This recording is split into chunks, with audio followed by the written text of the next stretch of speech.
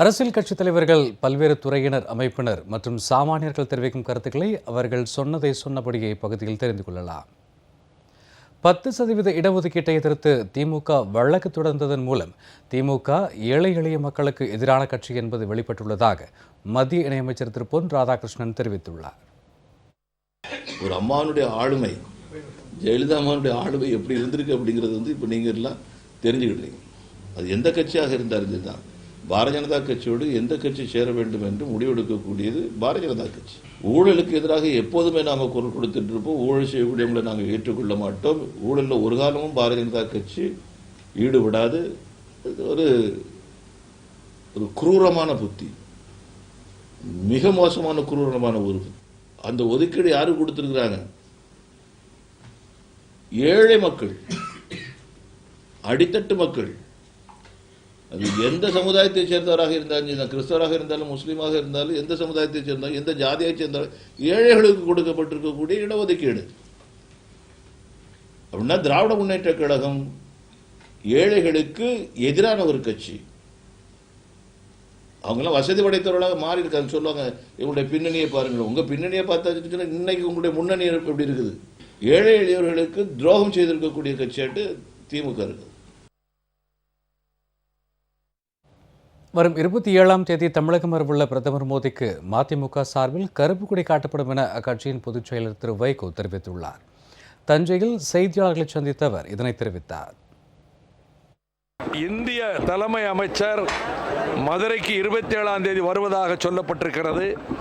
அன்று என்னுடைய தலைமையில் மறுமலர்ச்சி திராவிட முன்னேற்ற கழகம் தமிழகத்துக்கு துரோகம் செய்ததற்காக, மேகதாட்டு அணை கட்டுவதற்கு மறைமுக உதவி செய்ததற்காக, கஜா புயல் கோர தாண்டவம் ஆடிய போது இங்கே வந்து பார்வையிடாது மட்டுமல்ல, தேவையான நிதியை கொடுக்காததற்காக, பெட்ரோலிய மண்டலமாக ஆக்குகின்ற இந்த கொடிய காரியத்தில் ஈடுபட்டிருப்பதற்காக, ஸ்டெர்லைட்டுக்கு மறைமுக உதவி செய்வதற்காக, நீட்டூர் திட்டத்தை கொண்டு வந்து தேனி மாவட்டத்தை அழிக்க முயல்வதற்காக, சமஸ்கிருதத்தை கொண்டு வந்து திணிப்பதற்காக, சமூக நீதி இடஒதுக்கீட்டுக்கு வேட்டு வைத்த சமூக நீதியின் துரோகத்துக்காக கருப்பு கொடி மதுரையில் என்னுடைய தலைமையில் காட்டப்படும்.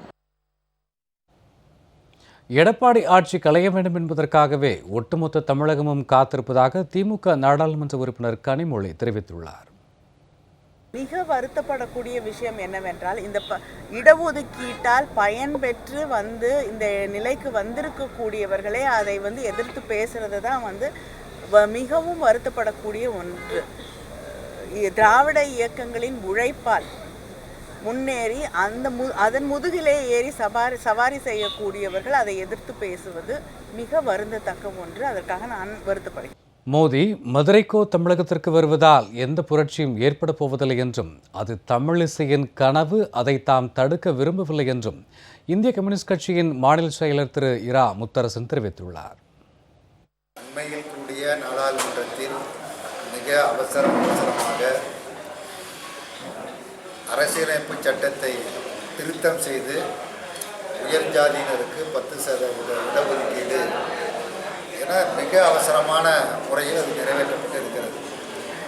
அது நீதிமன்றத்திற்கு சென்ற பிறகு அது நிற்குமா நிற்காதா என்பது வேறு விஷயம். ஆனால் 5 மாநிலங்களில் தோற்ற காரணத்தினால், பாரதிய ஜனதா கட்சி தோற்று போன காரணத்தினால் நாடாளுமன்ற தேர்தல் வரப்போகிறது என்கிற சூழலில் தங்களை தக்க வைத்துக் கொள்வதற்காகவும் மீண்டும் வெற்றி பெற்று ஆட்சி அமைக்க வேண்டும் என்கிற மிக குறுகிய அரசியல் நோக்கத்தோடு எந்த விதமான விவாதமும் இல்லாமல் உயர் ஜாதியினருக்கு 10% இடஒதுக்கீடு, அதற்கு நிர்ணயிக்கப்பட்டிருக்கிற வரம்பு என்பது ஆண்டுக்கு 8 லட்சம் ரூபாய் வருமானம், 8 லட்சம் ரூபாய் வரை வருமானம் இருக்கலாம். விவசாயிகளாக இருந்தால் 5 ஏக்கர் வரை நிலம் இருக்கலாம். நகரப்புறங்களாக இருந்தால் 1000 சதுர அடி குடிமனை இருக்கலாம். இந்த வரம்பே மிக கேலிக்குரிய வரம்பு. அப்படியானால் ஏழைகள் யார் என்று தெரியவில்லை. கிட்டத்தட்ட இந்த 10% இடஒதுக்கீட்டின் அடிப்படையில் பார்த்தா ஏறத்தால் நாட்டில் இருக்கிற 90% மக்கள் இந்த பட்டியலில் வந்து விடுவார்கள். ஒரு பத்திரிகை, அதனுடைய முன்னாள் ஆசிரியர் இவைகளை எல்லாம் சேகரித்து வீடியோ எடுத்து டெல்லியில் அவர் வெளியிடுகிறார். அந்த வழக்கில் சம்பந்தப்பட்ட வழக்கில் கைது செய்யப்பட்டு ஜாமீனில் இருக்கிற இருவர் அவர்களும் பேட்டி கொடுக்கிறார்கள். ஆக இது உண்மை என்ன என்பது குறித்து விசாரிப்பதற்கு மாறாக உடனடியாக முதலமைச்சருடைய ஏற்பாட்டில் காவல் நிலையத்தில் புகார் செய்யப்பட்டு அந்த புகார் ஏற்றுக்கொள்ளப்பட்டு அந்த புகாரின் அடிப்படையில் டெல்லிக்கு சென்று இருவரையும் கைது செய்து நீதிமன்றத்தில் ஆஜர்படுத்துகிற பொழுது நீதிமன்றம் ஏற்க மறுக்கிறது. இவர்களை ரிமாண்ட் செய்ய முடியாது, எந்த சட்டப்பிரிவின் கீழ் இவர்களை கைது செய்கிறீர்கள், புகார் கொடுத்தவரிடம் நீங்கள் விசாரித்தீர்களா, யார் மீது புகார் கூறுகிறார்களோ அவரிடம் நீங்கள் விசாரித்தீர்களா, அதாவது முதலமைச்சரிடத்தில் நீங்கள் விசாரித்தீர்களா என்கிற கேள்வி எல்லாம் எழுகிறது. ஆகவே முதலமைச்சருடைய ஆதரவோடு ஒப்புதலோடு தான் இந்த பணிகளை செய்தோம் என இப்பொழுது அவர்கள் சொல்லுகிறார். நான் சொல்லலை. எடப்பாடி பழனிசாமி இந்த கொலையை செய்தார், தூண்டினார், நான் சொல்லலை. இந்த வழக்கில் சம்பந்தப்பட்ட 2 பேருமே முதலமைச்சருடைய இதுக்கு முழு ஆதரவு இருக்கிறது. நாம் எந்த விதமான அச்சப்பட தேவையில்லை. ஆகவே கேரளத்திலிருந்து 10 பேர் அழைத்து கொண்டு வந்து இந்த காரியங்களை நம்ம செய்யலாம் என்று கனகராஜ் கூறியதாக அவர்கள் குறிப்பிடுகிறார்கள். தற்போது கனகராஜ் இல்லை. அப்பொழுது கனகராஜ் இல்லை என்கிற பொழுது அந்த கனகராஜ் தான் மூளையாக செயல்பட்டார், அவர் தான் கொலைக்கு எல்லாத்துக்கும் காரணமாக இருந்தார்னு சொல்கிற பொழுது அவர் கார் விபத்தில் இறந்தது சந்தேகப்படும்படியாக இருக்கிறது. அது உண்மையில் கார் விபத்தில் இறந்தாரா அல்லது கொல்லப்பட்டாரா? அப்படி கொல்லப்பட்டார் என்றால் யார் மூலமாக தூண்டுதலால் அவர் கொல்லப்பட்டார் என்கிற பல்வேறு கேள்விகள் எழுகிறது. இந்த கேள்வியில் எழுகிற பொழுது இதற்கு விளக்கமளிக்க வேண்டியவர் தான் குற்றமற்றவன், நான் நிரபராதி என்று விளக்கமளிக்க வேண்டிய மிகப்பெரிய பொறுப்பும் கடமையும் எப்படி ராமாயணத்தில் சீதை நெருப்பில் இறங்கி வந்தாலோ அதே போல எடப்பாடி பழனிசாமி முதலமைச்சர் அவர்கள் நெருப்பில் இறங்கி வர வேண்டும். கோடநாடு கொள்ளை விவகாரத்தில் எடப்பாடி பழனிசாமிக்கு தொடர்பு இல்லை என்றால் சிபிஐ விசாரணைக்கு உத்தரவிட வேண்டும் என மார்க்சிஸ்ட் கம்யூனிஸ்ட் கட்சியின் மாநில செயலர் திரு பாலகிருஷ்ணன் வலியுறுத்தியுள்ளார். கொடநாட்டில் நடைபெற்றிருக்கிற அந்த பங்களாவில் நடைபெற்றிருக்கிற கொள்ளை போன்ற சம்பவங்கள் தமிழகத்தை அதிர்ச்சிக்குள்ளாகி இருக்கிறது. அது சம்பந்தமாக டெல்லியிலே இருக்கிற முன்னாள் தெஹல்காவினுடைய முன்னாள் ஆசிரியர் மேத்யூ சாமுவேல் என்பவர் ஒரு சிடியை வெளியிட்டிருக்கிறார். அதில் இந்த கொள்ளையில் சம்பந்தப்பட்டிருக்கிற சயன், மனோஜ் ஆகியவர்கள் பேட்டி கொடுத்திருக்கிறார்கள். எடப்பாடி பழனிசாமி அவருடைய தூண்டுதல் பேர் தான் நடைபெற்றது என்று பகிரங்கமாக குற்றம் சாட்டியிருக்கிறார். அது சம்பந்தமாக எந்த விசாரணையின் முன்னும் ஆஜராகி பதில் சொல்வதற்கு மாறாக அந்த பேட்டி அளித்திருக்கிற மனோஜையும் சயனையும் அழைத்து வந்து நீதிமன்றத்தில் கைது செய்து நீதிமன்றத்தில் சமர்ப்பித்திருக்கிறார்கள். அந்த நீதிபதியை இந்த கைது செய்திருக்கிற விதத்தை பார்த்து ஆச்சரியமடைந்து எந்த விதமான உருப்படியான வழக்கம் இல்லாமல் நான் எப்படி அவர்களை ரிமாண்ட் செய்ய முடியும் என்று அவர்களை ரிமாண்டில் திருப்பி அனுப்பிச்சிருக்கிறாங்க. இதுவே இந்த தமிழக அரசாங்கத்துக்கு ஏற்பட்டிருக்கிற ஒரு பெரிய அடி என்பதை நான் சுட்டிக்காட்ட விரும்புகிறேன். ஆகவே குறைந்தபட்ச அடிப்படை அந்த சட்ட வரம்புகளை எல்லாம் கூட மீறி எதிர்கருத்துகள் யார் சொன்னாலும் அவர்களை கைது செய்வது, அவர்களை கொண்டு போய் நீதிமன்றத்தில் நிறுத்துவது என்பது ஏற்கனவே நக்கீரன் கோபால் கைது செய்யப்பட்டு நீதிமன்றம் விடுதலை செய்தது. இப்போது இரண்டாவதாக இந்த வழக்கிலேயும் நீதிபதி அவர்களை ரிமாண்ட் செய்ய முடியாது என்று மறுத்திருக்கிறார். எனவே இதில் உண்மையான இந்த சம்பவங்களுக்கெல்லாம் உண்மையான பதில் சொல்ல வேண்டிய முதலமைச்சர் அவர்கள் ஏதோ தனக்கு சம்பந்தம் இல்லைன்னு மட்டும் சொல்லிட்டு காலம் கடத்துவது என்பது நியாயமற்றது. இவ்வளோ பெரிய மோசமான செய்தி என்பது வந்திருக்கிற இந்த சூழ்நிலையில் ஒரு சிபிஐ விசாரணைக்கு அதை உள்ளடக்க வேண்டும் என்று மார்க்சிஸ்ட் கம்யூனிஸ்ட் கட்சியின் சார்பில் நாங்கள் ஏற்கனவே வற்புறுத்தி இருக்கிறோம். ஏன் தன் மீது எந்த விதமான குற்றச்சாட்டும் இல்லை என்று சொன்னால் எதற்காக முதலமைச்சர் அஞ்ச வேண்டும்? அவரே முன் வந்து ஒரு சிபிஐ விசாரணைக்கு உத்தரவிடலாமா இல்லையா? அப்படி விசாரணை செய்து அவர் மேலே எந்த தப்பும் இல்லைன்னு சிபிஐ சொல்லட்டுமே. எனவே இது இவ்வளோ பெரிய கொள்ளை போன்ற சம்பவங்கள், அதிலேயும் முன்னாள் முதலமைச்சர் ஜெயலலிதா அவருடைய பங்களாவில் நடந்திருக்கிற அந்த கொள்ளை சம்பவங்கள் போன்றெல்லாம் இந்த மாதிரி பிரச்சனைகளில் உண்மையை மூடி மறைப்பதற்காக இவர்கள் முயற்சிப்பது வன்மையான கண்டனத்துக்குரியது என்பதை மார்க்சிஸ்ட் கம்யூனிஸ்ட் கட்சியின் சார்பை நான் தெரிவித்துக் கொள்ள விரும்புகிறேன். நாடாளுமன்ற தேர்தலில் எந்த கட்சியும் தேசிய அளவில் எந்த கட்சியும் ஒரே மாதிரி கூட்டணி அமைக்க முடியாது. மாநிலத்திற்கு மாநிலம் கூட்டணி மாறுபடும் என சிபிஎம்மின் அரசியல் தலைமைக்குழு உறுப்பினர் திரு ஜி ராமகிருஷ்ணன் தெரிவித்துள்ளார். நடைபெறவுள்ள மக்களவைத் தேர்தலில் பாரதிய ஜனதா கட்சி அதனுடைய கூட்டணி கட்சிகளை தோற்கடிப்பது, மக்களவையில் மார்க்சிஸ்ட் கம்யூனிஸ்ட் கட்சி, இடதுசாரி கட்சிகளுடைய உறுப்பினர்கள் எண்ணிக்கையை அதிகப்படுத்துவது, ஒரு மதச்சார்பற்ற மாற்று அரசை உருவாக்குவது என்பதுதான் மார்க்சிஸ்ட் கம்யூனிஸ்ட் கட்சியினுடைய நாடாளுமன்ற தேர்தலுக்கான தேர்தல் உத்தி. இந்த அடிப்படையில் நாடு முழுவதும் மார்க்சிஸ்ட் கம்யூனிஸ்ட் கட்சி பிஜேபி தோற்கடிப்பதற்கான வியூகத்தை வகுத்து வருகிறது. குறிப்பாக மேற்கு வங்கத்தை பொறுத்தவரையில் எங்கள் கட்சியினுடைய மேற்கு வங்க மாநிலக்குழு முடிவு செய்திருப்பது, பிஜேபி தோற்கடிப்போம், தேசத்தை பாதுகாப்போம், திரிணாமுல் காங்கிரஸை தோற்கடிப்போம், மேற்கு வங்கத்தை பாதுகாப்போம் என்ற முழக்கத்தோடு தான் மேற்கு வங்கத்தில் கட்சி தேர்தலை சந்திக்கிறது. குறிப்பாக மேற்கு வங்கத்தில் ஆளுங்கட்சியாக இருக்கக்கூடிய மம்தா பானர்ஜி தலைமை ஆட்சி என்பது அங்கே எதிர்க்கட்சிகள், குறிப்பாக இடதுசாரி கட்சிகள் மீது வன்முறை ஏவிடக்கூடிய மோசமான ஒரு அரபேச தன்மையுள்ள ஆட்சி நடத்தி வரக்கூடிய காரணத்தினால் நாங்கள் அவர்கள் கூட்டியிருக்கக்கூடிய அந்த பேரணியில் கலந்து கொள்ள இயலாது. நடைபெறக்கூடிய நாடாளுமன்ற தேர்தலில் நாடு தழுவிய ஒரே மாதிரியான தேர்தலணி உருவாவதற்கான வாய்ப்பு என்பது இல்லை. மாநிலத்துக்கு மாநிலம் வேறுபடும். அந்த அடிப்படையில் திராவிட முன்னேற்ற தலைமை எடுத்த முடிவு. டெஸ்மா சட்டம் பாய்ந்தாலும் எதிர்கொள்ள தயார் என ஜாக்டோ ஜியோ அமைப்பின் உயர்மட்ட குழு தலைவர் பிரபாகரன் தெரிவித்துள்ளார். பள்ளி கல்வித்துறைக்கு பொறுப்பேற்றிருக்கக்கூடிய மாண்புமிகு செங்கோட்டையன் அவர்களும், பள்ளி கல்வித்துறையினுடைய முதன்மை செயலாளர் பிரதீப் யாதவ் IAS அவர்களும் இன்று தமிழ்நாட்டிலே பள்ளி கல்வியை சீரழித்து நாசமாக்கி பள்ளிகளை எல்லாம் இழுத்து மூடி ஏழை எளிவருடைய கல்விக்கு மூடு விழா நடத்தக்கூடிய வேளையிலே அந்த 2 பேரும் இன்று இறங்கியிருக்கிறார்கள்.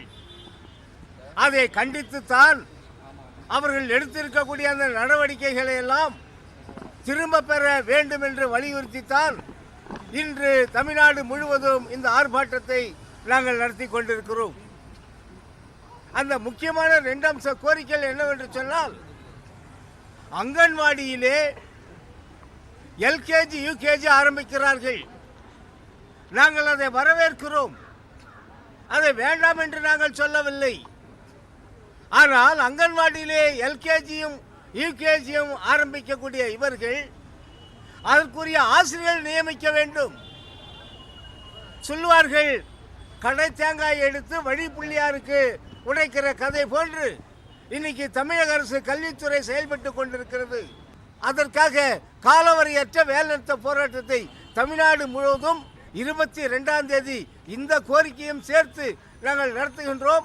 மறியல் போராட்டம் நடைபெறும், வேலைநிறுத்த போராட்டம் நடைபெறும், ஆர்ப்பாட்டமும் நடைபெறும். கைது செய்து ஜெயிலில் வைக்கிறதுக்கு இந்த அரசாங்கம் அச்சப்படுது. நாங்கள் அதுக்கு பயப்படல. சபரிமலை பிரச்சனையை புரட்சியால் மாற்ற முடியாது, பேசித்தான் தீர்க்க முடியும் என வாழும் கலை அமைப்பின் நிறுவனர் ஸ்ரீ ரவிசங்கர் தெரிவித்துள்ளார். சபரிமலை ஒரு கோவிலில் ஒரு நியமங்கள்லாம் வச்சுருக்காங்க. அந்த நியமத்தை மாற்றணும்னா ஆன்மீகவாதிகள் தான் உட்காந்து மாற்றணுமே தவிர புரட்சியெல்லாம் பண்ணி அதனால் மாற்றணும்னு அதெல்லாம் முடியாது. பொட்டேட்டோ நம்ம நாட்டுது, உருளைக்கிழங்கு நம்ம நாட்டுது, எண்ணெய் நம்ம நாட்டுது. இங்கே சிப்ஸ் பண்ணுறோம், ஆனால் அதோட ரூபா நம்ம வெளிநாட்டுக்கு அனுப்புகிறோம். அதனால் அந்த வெளிநாட்டு பிராண்டு இதெல்லாம் தவிர்த்து நம்ம நாட்டிலேயே நம்ம பசங்களே பண்ணுறதுனால தான் அந்த பொருளாதாரம் நம்ம நாட்டுது இன்னும் நல்லா ஆகும்.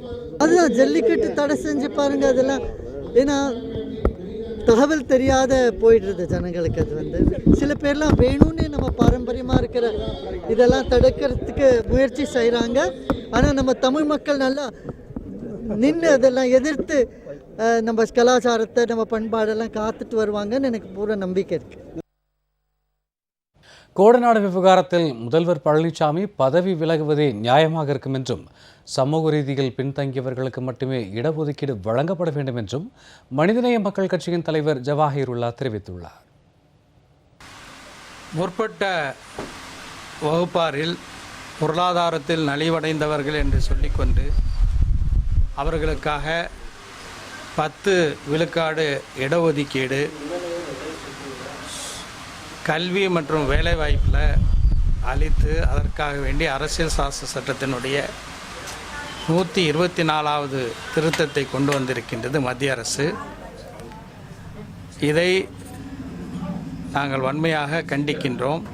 உடனடியாக பல்கலைக்கழகங்களில் இடங்களை அதிகப்படுத்தி இந்த 10 விழுக்காடு இடஒதுக்கீடு அமல்படுத்தப்படும் என்றெல்லாம் பாஜக சொல்லி வருவது சமூக நீதிக்கு எதிரானது. அரசியல் சாசன சட்டம் எஜுகேஷ்னலி அண்ட் சோஷியலி பேக்வேர்டு, அதாவது கல்வியிலும் சமூக அளவிலும் பின்தங்கிய மக்களுக்கு தான் இடஒதுக்கீடை அளித்திருக்கின்றதை தவிர எக்கனாமிக்கலி பேக்வேர்டு என்று சொல்லப்படக்கூடிய பொருளாதாரத்தில் பிற்படுத்தப்பட்டவர்களுக்கான இடஒதுக்கீடை அங்கீகரிக்கவில்லை. பொதுமக்களுக்கு பொங்கல் பரிசாக 1000 ரூபாய் கொடுத்த அரசு அதனை டாஸ்மாக் மூலம் பிடுங்கிவிட்டதாக தமிழ்நாடு வணிகர் சங்க பேரமைப்பின் மாநில தலைவர் விக்ரமராஜா குற்றம் சாட்டியுள்ளார். கேன்சர் என்று சொன்னால் புகையிலை, பீடி, சிகரெட்டால் பயங்கரமான கேன்சர் வருகிறதாக உணர்த்தி அரசு விளம்பரம் செய்கிறது. அரசு அந்த புகையிலை தடை செய்யவில்லை. நாட்டுக்கும் வீட்டுக்கும் கேடு என்று வாசகத்தோடு மதுபானம் விற்பனை செய்யப்படுகிறது. குறிப்பாக இந்த பொங்கலிலே அதிகமான கோடிகளை தட்டிச் சென்ற வியாபாரம், பரிசுகளை தட்டிச் சென்ற வியாபாரம் எது என்று சொன்னால் டாஸ்மாக் என்று சொல்லுகிறார்கள். பொங்கல் பரிசாக அரசு 1000 ரூபாய் கொடுத்திருக்கிறது. அந்த 1000 ரூபாய் மீண்டும் டாஸ்மாக் மூலமாக அரசுக்கே வருவாயாக போயிருக்கிறது என்பதை அரசு உணர்ந்து கொண்டு அதை தடை செய்ய வேண்டுமே தவிர பிளாஸ்டிக்கை தடை செய்யப்பட்ட பொருளை விட்டுவிட்டு மாற்று பொருள்களை அள்ளக்கூடாது, அதற்காக அவதாரம் விதிக்கக்கூடாது. நீலகிரி முன்னாள் மாவட்ட காவல்துறை கண்காணிப்பாளர் முரளி ரம்பா கொடநாடு கொலையில் உண்மையான குற்றவாளிகளை மறைக்க முயல்கிறாரா என மக்கள் உரிமை பாதுகாப்பு மைய ஒருங்கிணைப்பாளர் வாஞ்சிநாதன் கேள்வி எழுப்பியுள்ளார். கொடநாடு சம்பவத்தில் அங்கு நடந்த ஒரு ஓம் பகதூர் கொலை, அதற்கு பிறகு கனகராஜ் விபத்து, அதற்கு பிறகு தினேஷ்குமார் தற்கொலை உள்ளிட்ட அனைத்திலும் அப்போது எஸ்பியாக இருந்தவர் இதே தூத்துக்குடி மாவட்ட எஸ்பி முரளி ரம்பா அவர்கள்தான். அவர் அந்த மூன்றையும் ஒரு இயல்பான விஷயமாக காட்டினார். குறிப்பாக கனகராஜின் ஆக்சிடெண்ட்டை அது ஒரு விபத்து தான் என்றார். அதற்கு பிறகு தினேஷ்குமாரின் தற்கொலை என்பது மிக முக்கியமானது. ஏன்னா அந்த தினேஷ்குமார் தான் முழுக்க முழுக்க ஜெயலலிதா சசிகலா அங்கே இருக்கிறபோது ஆவணங்களை கையாளக்கூடிய பொறுப்பில் இருந்தவர். அந்த ஆவணங்கள் கொள்ளை போனதாக தான் இப்போது சந்தேகம் வந்திருக்கிறது. அதை கையாளுற நபர் தற்கொலை செய்து கொள்கிறார் என்று இவர்கள் இயல்பாக எஸ்பி அதை விசாரணை நடத்தாமல் உடனே அது ஒரு இயற்கையான மரணம், உடம்பு சரியில்லாமல் இருந்தார், 26 வயது வாலிபர் உடம்பு சரியில்லாமல் தற்கொலை பண்ணிக்கிட்டார் என்று எளிதாக முடித்து விட்டார். இப்போ எஸ்பி முரளி ரம்பா மீது 2 விஷயங்களில் சந்தேகங்கள் எழுகிறது. ஒன்று, கொடைநாடு கொலை, தற்கொலை, ஆக்சிடென்ட் விஷயங்களில் தமிழக முதல்வர் எடப்பாடிக்கு ஆதரவாக அவர் செயல்பட்டதால் இது போன்ற அசைன்மெண்ட்டை முடித்து கூடிய நபராக அவர் கணிக்கப்பட்டு தூத்துக்குடிக்கு அனுப்பப்பட்டு இப்போது ஸ்டெர்லைட் தரப்புக்கான வேலைகளை அவரிடம் அசைன்மெண்ட் கொடுக்கப்பட்டிருக்கிறதோ என்ற சந்தேகம் எங்களுக்கு எழுகிறது. எனவே கொடநாடு விவகாரத்திலும் தூத்துக்குடி ஸ்டெர்லைட் விவகாரத்திலும் எஸ்பி முரளி ரம்பா மீது ஒரு விசாரணை உயர்நீதிமன்ற நீதிபதி தலைமையில் நடத்த வேண்டும் என்ற வேண்டுகோளை வைக்கிறோம். தூத்துக்குடியை பொறுத்தவரை ஸ்டெர்லைட் மூடப்பட்டிருந்த போதும் அரசாணை அமலில் இருந்த போதும் அவர்கள் வேலை செய்வதற்கு எஸ்பி எந்த தடையும் விதிக்கவில்லை. ஆனால் இப்போது மக்கள் கூட்டமைப்பு நிர்வாகிகளை தேடி விரட்டி கடத்தி கைது செய்கிறார்கள். ஸ்டெர்லைட் ஆலையைச் சேர்ந்தவர்களும் உளவுத்துறை போலீஸாரும் தூத்துக்குடி எஸ்பியும் தூத்துக்குடி கலெக்டர் சந்தோஷ் நந்தூரியும் எல்லோரும் சேர்ந்து கொண்டு இந்த வேலையை செய்கிறார்கள். எனவே அங்கிருந்து தூத்துக்குடி எஸ்பி முரளி ரம்பாவும் கலெக்டர் சந்தூப் நந்தூரியும் உடனடியாக மாற்றப்பட வேண்டும். ஜனநாயக உரிமைகள் தூத்துக்குடியிலே உத்தரவாதம் செய்யப்பட வேண்டும். போராட்ட உரிமைகள் உத்தரவாதம் செய்யப்பட வேண்டும். குறிப்பாக ஸ்டெர்லைட்டுக்கு எஸ்பி முரளி ரம்பா உடந்தையாக இருக்கிறாரா என்பது நோக்கி விசாரணையும், கொடநாடு சம்பவங்களில் அவர் எந்த அளவுக்கு உண்மையான குற்றவாளிகளுக்கு ஆதரவாக இருந்தார் என்பது குறித்தும் ஒரு முழுமையான விசாரணை நடத்தப்பட வேண்டும் என்று நாங்கள் கோருகிறோம், வழக்கறிஞர்கள் கோருகிறோம். இலங்கை கடற்படை படகு மோதி தமிழக மீனவர் பலியான விவகாரத்தில் இலங்கை அரசு மீது வழக்கு பதிவு செய்ய வேண்டும் என இறந்த மீனவர்களின் உறவினர்கள் கோரிக்கை விடுத்தனர். எங்கள் அப்பா இப்போ ஆரம்பத்திலேருந்து மீன்பிடி தொழில் தான் பண்ணிட்டு வந்தார். ஆனால் மீன் கடலுக்கு போன இடத்துல எப்படி இலங்கை அரசு தான் கொண்டுச்சா இல்லை எப்படி இறந்தாருன்னு எங்களுக்கு போதிய தெரிவிக்கணும். அப்படி இலங்கை அரசு மேலே தான் எங்கள் அப்பா செத்துருந்தாருன்னா வழக்கு தொடரணும். எங்கள் மத்திய அரசு மாநில அரசு எங்களுக்கு தயவு செய்து எங்கள் அப்பாவுக்குள்ள இதை கேட்டு சொல்லணும். இலங்கை அரசு படகு மோதித்தான் எங்கள் அப்பா இறந்துருந்தாருனால், ஆனால் இந்திய அரசு எங்கள் அப்பா இறந்ததுக்கு காரணத்துக்கு வழக்கு தொடர வேண்டும். தூத்துக்குடியில் ஸ்டெர்லைட் ஆலைக்கு எதிராக போராட்டத்தில் ஈடுபட்டவர்களை தொடர்ந்து கைது செய்யப்படுவதை கண்டித்து பண்டாரம்பட்டி கிராம மக்கள் குழந்தைகளை பள்ளிக்கு அனுப்பாமல் பெற்றோர்கள் போராட்டத்தில் ஈடுபட்டனர். நேற்று மதியம் 12 மணி அளவில் எங்கள் ஊரை சார்ந்த சந்தோஷ்குமார் என்பவரை வந்துட்டு காவல்துறையினர் கைது செய்து சென்று விட்டாங்க. அதை தொடர்ந்து நாங்கள் போராடணும். எங்கள் ஊரில் தொடர்ந்து இரவு முழுக்க இருந்து போராட்டம் சூழ்நிலையில் உருவாக்கியது காவல்துறை. அதனால் அப்படின்னு நாங்கள் போராடணும். போராட போது இன்றைக்கு காலையில் சரியாக ஒரு 5 மணி அளவில் யாரும் இல்லாத சூழ்நிலையில் வழக்கறிஞர் ஹரிராகவனையும் மைக்கேல் என்பவரையும் காவல்துறையினர் கைது செய்து கொண்டு போயிட்டுறாங்க. இதை மாதிரி தொடர்ந்து கைதுகள் மக்கள் நடந்து கொண்டு இருக்கிற சூழ்நிலையில் மக்களுக்கு மேலும் மேலும் மக்கள் எண்ணங்கள் பயமும் அதிகப்படியான பயமும் அப்புறம் காவல்துறை மீது இருக்கிற கோபமும் அதிகரித்து கொண்டே தான் இருக்கும். அதை தவிர்த்துட்டு இதே போன்ற கைதுகள் தொடர்ந்து நடந்து கொண்டு இருக்கும் பட்சத்தில் மேலும் மேலும் எங்களுடைய கிராம மக்களுடைய மனநிலை தனித்தீவு போல தான் நாங்கள் அமைஞ்சிட்ருக்கிறோம். இப்போ தற்போது எங்கள் ஊருக்குள்ளே நாங்கள் வரணும்னு நினச்சா கூட 4 பகுதியிலையும் காவல்துறையுடைய முழு செக்கப்புக்கு அப்புறம் தான் நாங்கள் உள்ளே வர வேண்டி இருக்கிறது. அதுபோக இப்போ தற்போது எங்கள் கிராமத்தை பொறுத்தவரை நாங்கள் காஷ்மீர் இருக்கிற நிலைமையில் தான் நாங்கள் இப்போ இருந்துக்கிட்டு இருக்கிறோம். எங்களுடைய போராட்டம் அவங்கள விடுதலை செய்து தொடரும். எங்கள் ஊர் ஆட்களே வெளியில் போக முடியலை.